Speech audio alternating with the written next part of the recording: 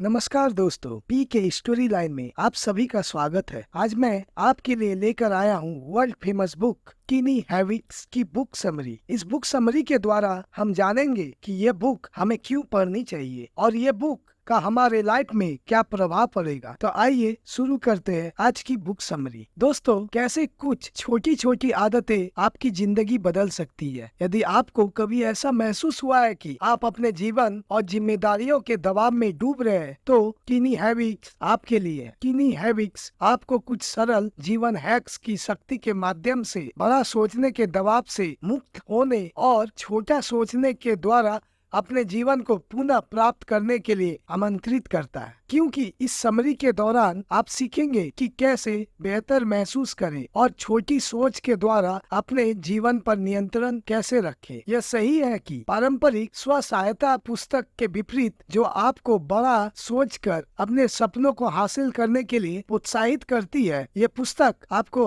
हर चीज को छोटा करने के लिए प्रोत्साहित करती है। यदि यह सच होने के लिए बहुत अजीब लगता है, तो बस वीडियो को देखना जारी रखिए, क्योंकि आप यह जानने वाले हैं कि छोटी सोच आपको अभिभूत महसूस करने से कैसे रोक सकती है। अध्याय 1, अपनी मानसिकता बदले और अपना जीवन बदले। क्या आपने कभी कोई नए साल का संकल्प लिया है जिसे निभाने में आपको संघर्ष करना पड़ा? उस व्यक्ति के बारे में क्या ख्याल है जिसे आपने पूरी तरह से त्याग दिया है? यदि आपने नहीं किया है, तो आप शायद अपनी नारी जांचना चाहेंगे, क्योंकि अपनी स्वस्थ आदतों को छोड़ना एक बहुत ही सार्वभौमिक मानवीय गुण है। दुखद सच्चाई यह है कि हम सब वहाँ रह रहे, चाहे हम कितना भी चाहे हम नहीं गए। हम सभी ने स्वस्थ खाने, वजन कम करने, अधिक दृढ़ होने या चॉकलेट छोड़ने का संकल्प किया है, और अधिकांश समय हम बुरी तरह विफल होते हैं। और जैसे ही हम अपनी असफलताओं पर विचार करते हैं, हम जल्दी ही नकारात्मक आत्मचर्चा में घुल जाते हैं। हम ऐसी बातें कह के खुद को कोसते हैं, काश मैं मजबूत होता, या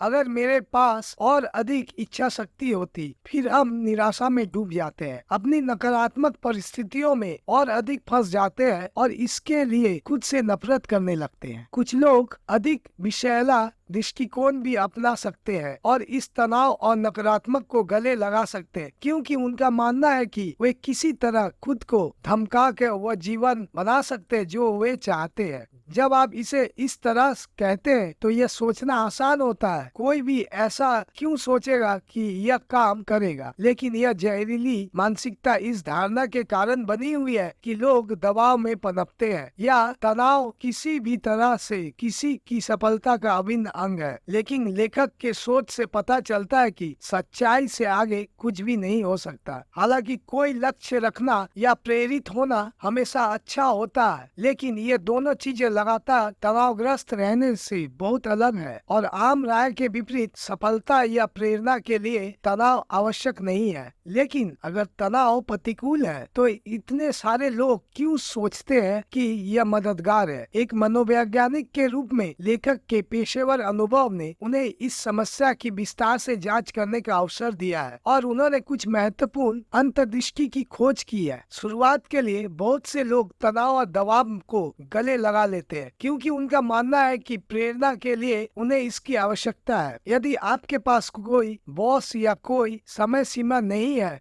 जो आपको बताए कि आपको कुछ करना है, तो बहुत से लोग चिंता करते हैं कि उनके पास अपनी कार्य सूची को पूरा करने के लिए प्रेरणा नहीं होगी। इसलिए कभी कभी लोग अंतिम संभावित क्षण तक विलंब करते हैं या खुद पर बहुत अधिक प्रतिबद्धताओं का बोझ डालते हैं और मानते हैं कि काम पूरा करने में मदद करने के लिए यह दबाव आवश्यक है। ऐसा इसलिए होता है कि क्योंकि हम तनाव को उससे मिलने वाली एड्रेनालाइन की तीव्रता से जोड़ते हैं। जैसे जैसे एड्रेनालाइन हमारे शरीर में प्रभावित होता है, हमारी लड़ो या भागो प्रतिक्रिया को सक्रिय करता है। हमें अचानक किसी कार्य को पूरा करने की ताकत और प्रेरणा मिलती है। इसके बिना हम आलसी या उदासीन महसूस कर सकते हैं, लेकिन इसका मतलब यह नहीं है कि वह तनाव अच्छा है। एड्रेनालाइन आधारित प्रेरणा के छोटे विस्फोटक निश्चित रूप से सहायक हो सकते हैं, लेकिन यह प्रक्रिया हमारे शरीर पर बहुत अधिक टूट फूट डालती है और समय के साथ हम तनाव से अत्यधिक पीड़ित हो सकते हैं, क्योंकि तनाव स्वाभाविक रूप से एक नकारात्मक चीज है। यह स्वाभाविक रूप से नकारात्मक आत्मचर्चा और नकारात्मक नकारात्मक मुकाबला तंत्र उत्पन्न करता है। उदाहरण के लिए, यदि आप बहुत अधिक दबाव में हैं, तो स्वयं के प्रति दयालु होना संभवतः आपकी पहली प्रवृत्ति नहीं है। इसके बजाय आपके ऐसा कुछ सोचने की अधिक संभावना है, तुम बहुत मूर्ख हो, आप इसे तेजी से क्यों नहीं पूरा कर सकते। इसी तरह आप भी इस चिंता में डूबे रह सकते हैं कि यदि आप असफल हुए तो क्या होगा। हमें मदद करने और प्रेरित करने के बजाय यह तनाव वास्तव में थकान का कारण बन सकता है और हमें चिंता या अवसाद या दोनों से पीड़ित कर सकता है। नकारात्मक आत्मचर्चा भी अवसाद से भरी योगदान देती है और कई मामलों में ये मानसिक टूटने का कारण भी बन सकता है। इसलिए अपने आप को तीव्र और लंबे समय तक तनाव में रखकर हम वास्तव में अपने शरीर को फायदे से ज्यादा नुकसान पहुंचा रहे हैं। तो आप जब अपने प्रेरणा के प्रति कुछ सामान्य दृष्टिकोण की विशेषताओं की जांच कर ली है, तो वैकल्पिक दृष्टिकोण पर विचार करने का समय आ गया है। हम जानते हैं कि क्या काम नहीं करता है, तो आइए देखें कि क्या हमारी मदद कर सकता है। शुरुआत के लिए लेखक पुष्टि करते हैं कि आपके जीवन को बदलने के लिए अपनी मानसिकता का बदलना महत्वपूर्ण है और अधिक सकारात्मक मानसिकता इस बात पर जोर देती है कि बाहरी दबाव पर निर्भर रहने के बजाय इस समय मौजूद रहने और प्रेरणा के लिए छोटे स्व संचालित प्रोत्साहन बनने पर ध्यान केंद्रित करना बेहतर है। तो हम ऐसा कैसे कर सकते हैं? खैर, आगे देखते रहे क्योंकि हम अगले अध्याय में इसका पता लगाने जा रहे हैं। अध्याय 2, मुस्कुराने लायक कोई छोटी चीज ढूंढे। यह दुनिया की सबसे घिसी पिटी सलाह लग सकती है, लेकिन वास्तव में यह सबसे अधिक मददगार हो सकती है। ऐसा इसलिए है क्योंकि हमारे जीवन के छोटे खूबसूरत पलों की शक्ति और हमारे दृष्टिकोण पर उनके प्रभाव को काफी कम नहीं आंकना चाहिए। इसका कारण यह है, जैसा कि हमने पिछले अध्याय में बताया था, तनाव तीव्र दबाव और नकारात्मकता का परिणाम है। यह हमें थका देता है और हमें उन्मुक्त, घबराया हुआ और चिंतित बना देता है। लेकिन क्योंकि हमारे जीवन को सभी तनाव से छुटकारा दिलाना असंभव है, इसलिए यह बेहद महत्वपूर्ण है कि हम जिस तनाव का सामना करते हैं उससे निपटने के लिए सकारात्मक तरीके खोजें। यदि आप अपना जीवन बदलना चाहते हैं तो यह पहली और सबसे महत्वपूर्ण छोटी आदत है, क्योंकि हमारे लिए अपने जीवन में दबाव से अभिभूत होना बहुत आसान है। हमें उस नकारात्मकता को बार बार छोटी छोटी खुशियों से संतुलित करने की आवश्यकता है। यह किसी मित्र के साथ कोई मजेदार मीम साझा करने जितना सरल हो सकता है, या हो सकता है कि आपको अपने बिल्ली को प्यार करना सचमुच बहुत पसंद हो। खुशी के ये छोटे छोटे पल कुछ भी हो सकते हैं और ये हर व्यक्ति के लिए अलग अलग होंगे, लेकिन इससे कोई फर्क नहीं पड़ता कि आपको क्या खुशी मिलती है। महत्वपूर्ण बात यह है कि आप उन क्षणों को विकसित करें, क्योंकि वे क्षण आपके तनाव को कम करने वाले हैं और उस छोटे फ्यूज को भी फिर से सेट करने वाले हैं जो हमने इसे कई लोग तनावपूर्ण कार्य दिवस के दौरान जमा करते हैं। वे आपको सकारात्मक पर ध्यान केंद्रित करने में भी मदद कर सकते हैं, जो तनाव को कम करने के लिए महत्वपूर्ण है। क्योंकि आइए इसका सामना करें। इसकी अत्यधिक संभावना नहीं है कि कोई भी अपनी नौकरी या जीवन के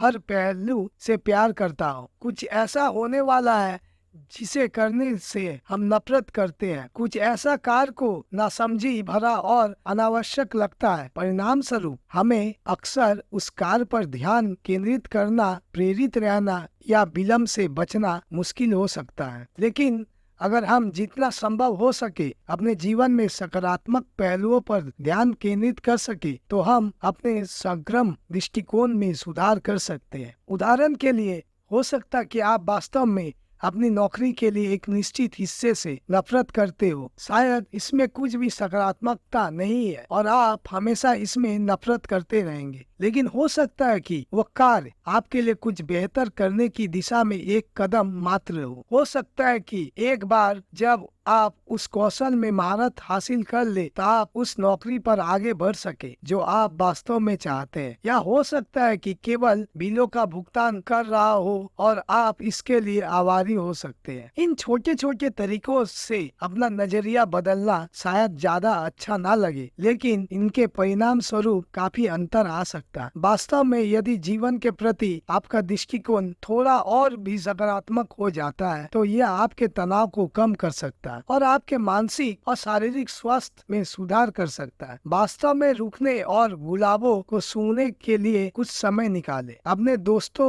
को एक चुटकुला सुनाओ, अपने आप को एक कपकेक खिलाए और जब आप हर रात को सो जाए तो उन सभी चीजों को मानसिक सूची बनाने का प्रयास करें जिनके लिए आप आभारी है। ये छोटी छोटी सकारात्मक बातें घिसी पीछी लग सकती, लेकिन याद रखें, हमारा दिमाग मूल रूप से कंप्यूटर है। हमारे पास सूचनाओं की एक विस्तृत श्रृंखला के साथ उन्हें प्रोग्राम करने की शक्ति है। इसलिए यह हमें चुनना है कि हम चाहते हैं कि हमारा दिमाग सकारात्मक या नकारात्मक पर ध्यान केंद्रित करे। यहाँ तक कि साधारण चीजें जैसे कि हम जिन विचारों पर ध्यान केंद्रित करते हैं और जिन दृष्टिकोण के साथ हम अपने दिन बिताते हैं, वे हमारे मस्तिष्क को प्रोग्राम करने में बहुत मदद करते हैं। इसलिए यदि आप छोटी खुशहाल आदतें बनाना शुरू करना चाहते हैं तो अपने मस्तिष्क को अच्छे पक्ष को देखने के लिए प्रोग्राम करके शुरुआत करें। अध्याय 3, छोटी शुरुआत करें। सकारात्मक दृष्टिकोण विकसित करना उन छोटी आदतों में से एक है जो आपको अपना जीवन बदलने में मदद कर सकती है। विषाक्त रूढ़िवादिता को खत्म करना और एक महत्वपूर्ण कदम है जो आपको छोटी सोच की शक्ति को अपनाने में सक्षम करेगा। यह बताया गया है कि यह इतना महत्वपूर्ण क्यों है। यदि आप सूचना कार्रवाई की भ्रांति से परिचित नहीं है तो पहली बात जो आपको इसके बारे में जाननी चाहिए वह यह है कि अधिकांश सेल्फ हेल्प बुक का नंबर एक दोष है। सूचना कार्रवाई संबंधी भ्रांति यह मानती है कि यदि लोगों को यह पता है कि क्या करना है और कैसे करना है तो वे सही काम करेंगे, लेकिन यह एक बहुत ही मूर्खतापूर्ण धारणा है क्योंकि यह वास्तव में सेल्फ हेल्प बुक की आवश्यकता को कम कर दे। जैसा कि हमने नए साल के असफल संकल्पों के बारे में पहले अध्याय के उदाहरण में देखा, ज्यादातर लोग जानते हैं कि क्या करना सही है, वे बस इसे करने के लिए संघर्ष करते हैं। और तब भी जब उन्हें सलाह दी जाती है कि जैसे आवाज पत्रिका शुरू करे या हर दिन सुबह 5 बजे उठे, वे उस सलाह को अपने दैनिक जीवन में लागू करने में सक्षम महसूस नहीं करते हैं। ऐसा इसलिए है क्योंकि आपने यह अनुमान लगाया है जीवन में एक बड़ा बदलाव हासिल करना भी भारी लगता है, और क्योंकि लोग नहीं जानते कि एक बड़ी नई दिनचर्या शुरू करने के लिए अत्यधिक दबाव का सामना कैसे किया जाए, इसलिए उनमें अक्सर इसे पूरा करने की इच्छा शक्ति की कमी होती है। तो लोगों को स्थायी परिवर्तन प्राप्त करने के लिए क्या प्रेरित करता है? लेखक का शोध बताता है कि हर कोई एक छोटे प्रबंधीय कदम से शुरुआत करने में अधिक सहज महसूस करता है, और सबसे अच्छी बात यह है कि बस थोड़ी सी दृढ़ता से काम करने की आदत उस छोटे कदम को एक छोटी सी आदत में बदल सकती है। यह बताया गया है कि यह कैसे काम करता है। हमारे पास स्वस्थ जीवन पैटर्न बनाने में मदद करने के लिए हमारे अवचेतन में हेर फेर करने की शक्ति है। आप ये 3 कदम उठाकर शुरुआत कर सकते हैं। सबसे पहले अपनी प्रेरणा निर्धारित करें। यूं ही यह कहना पर्याप्त नहीं है, काश मेरी आदतें बेहतर होती। आपको एक व्यापक लक्ष्य की आवश्यकता है जो आपके सामने आने वाली किसी भी बाधा को दूर करने के लिए आपको प्रेरित करे। इसलिए अपने लक्ष्य और उसके प्रेरक शक्ति और उसके प्रेरक शक्ति की पहचान करके शुरुआत करना महत्वपूर्ण है जो आपको उन्हें हासिल करने के लिए प्रेरित करेगी। उदाहरण के लिए, यदि आप दैनिक दौड़ने की आदत बनाना चाहते हैं तो आपका वांछित परिणाम यह हो सकता है कि आप आकार में आ जाएंगे और अंततः 10 किलोमीटर मैराथन में प्रतिस्पर्धा करने की सक्षम हो जाएंगे। इसलिए यदि आप दौड़ने की आदी नहीं है और जब आप आज दौड़ना नहीं चाहते तब भी अपने आप को इसके साथ बने रहने के लिए प्रेरित करते हैं, तो आपकी अपेक्षित बाधाएं शारीरिक असुविधा हो सकती है, लेकिन ये सब एक दिन में पूरा करना बहुत बड़ा काम है। इसलिए अपनी अपेक्षाओं को तब तक समायोजित करना शुरू करें जब तक ये यथार्थवादी ना हो जाए। उदाहरण के लिए, आप यह कहकर आसानी से प्राप्त होने योग्य दैनिक आदत बना सकते हैं, मैं हर दिन सीढ़ियां चढ़ने जा रहा हूँ। लेकिन जब स्वस्थ आदतें बनाने की बात आती है तो आप खुद से कैसे बात करते हैं यह भी महत्वपूर्ण है। लेखक का शोध बताता है कि नकारात्मक तरीके से शुरू होने वाले बयानों की तुलना में सकारात्मक आत्मचर्चा अधिक सहायक और पुष्टिकारक होती है। उदाहरण के लिए, मैं आज सीढ़ियां चढ़ूंगा, मैं लिफ्ट नहीं लूंगा, करूंगा से अधिक उत्साहवर्धक है। यह वास्तव में एक छोटा सा अंतर लगता है, लेकिन आपका मस्तिष्क आपके वाइब में उस छोटे से बदलाव पर ध्यान देता है। भले ही आप इसे सकारात्मक तरीके से कहे, मैं ऐसा नहीं करूंगा, हमेशा नकारात्मक लगता है, लेकिन शुरुआत एक सकारात्मक कथन से करें, जैसे मैं करूंगा या मैं कर सकता हूँ, सदैव अधिक उत्साहवर्धक होता है। और विश्वास करे या ना करे, जब प्रेरणा की बात आती है तो आपके दृष्टिकोण में यह छोटा सा अंतर एक बड़ी मदद हो सकता है। इसलिए एक बार जब आप आत्मचर्चा को प्रोत्साहित करने की आदत शुरू कर देते हैं, तो अगला कदम अपनी कार्रवाई को दोहराना होता है। यह महत्वपूर्ण है क्योंकि दोहराव न केवल आदतें बनाना है, बल्कि सचेत विचार और भावना को भी खत्म कर देता है। और जब आप एक स्वस्थ आदत बनाने की कोशिश कर रहे हैं तो बहुत मजेदार नहीं लगती है, तो यह सबसे अच्छा होगा यदि आप इसे स्वचालित रूप से करने के लिए जल्दी से खुद को तैयार कर सके, खासकर क्योंकि यह आपके आंतरिक इख्तलाफ को खत्म कर देगा। मैं नहीं कर सकता, यह अभी नहीं करना चाहता हूँ। आप अपनी नई आदत बनाते समय उत्पन्न होने वाली चुनौतीपूर्ण स्थितियों का अनुमान लगाकर बहानेबाजी से बचने की बात भी कर सकते हैं। उदाहरण के लिए, यदि आप पहले से योजना नहीं बनाई है तो अप्रत्याशित बारिश की बौछार आपको यह कहने के लिए प्रेरित कर सकती है, ओह आज पूरा बारिश हो रही है, आज मैं दौड़ने नहीं जा सकता। लेकिन अगर आपने छोटे छोटे तरीकों से आगे की योजना बनाई है, तो आप उस परिदृश्य का मुकाबला इस तरह कर सकते हैं, यह ठीक है, मैं बस अपना वाटरप्रूफ रनिंग गियर पहनूंगा। ऐसा लगातार करना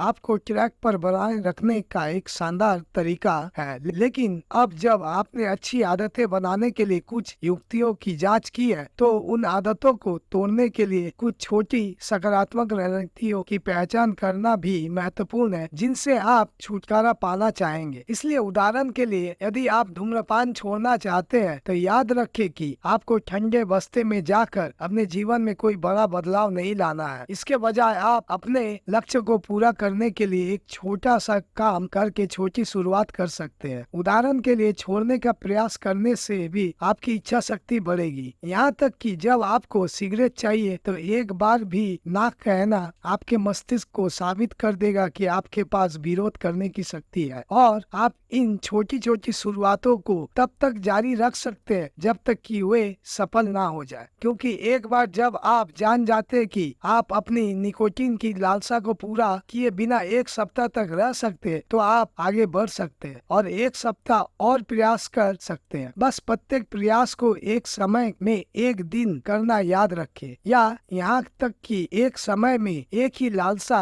यदि यह आपको दिन में कई बार प्रभावित करती है, इससे कोई फर्क नहीं पड़ता कि आपको कितना समय लगता है। आपका प्रतिरोध के इन छोटे छोटे कृत्यों को दिन ब दिन और सप्ताह दर सप्ताह दोहराते हुए आगे बढ़ सकते हैं। आप अपने व्यवहार पर नजर रखने जैसे छोटी छोटी तरीकों से अपने अन्य आदतों पर भी नियंत्रण पा सकते हैं। उदाहरण के लिए, यदि आप ऐसे विचार पैटर्न से जूझ रहे हैं कि आपको उन कार्यों में संलग्न करने के लिए प्रेरित करता है जिससे आप बचना चाहते हैं, तो आप अपने विचारों की एक डायरी में रिकॉर्ड करके उनकी निगरानी करने का प्रयास कर सकते हैं। इसी तरह, यदि आप भोजन के साथ अपने संबंधों को लेकर संघर्ष कर रहे हैं, तो एक खाद्य डायरी आपको यह पता लगाने में मदद कर सकती है कि आप प्रतिदिन कितनी बार अस्वस्थ खाद्य पदार्थों के बारे में सोचते हैं, या अन्यथा अपनी नवगठित स्वस्थ आदतों से भटकने के लिए प्रलोभित होते हैं। इसी तरह, जब आपको सिगरेट की तलब हो या खुद को विषाक्त वातावरण से दूर करना हो,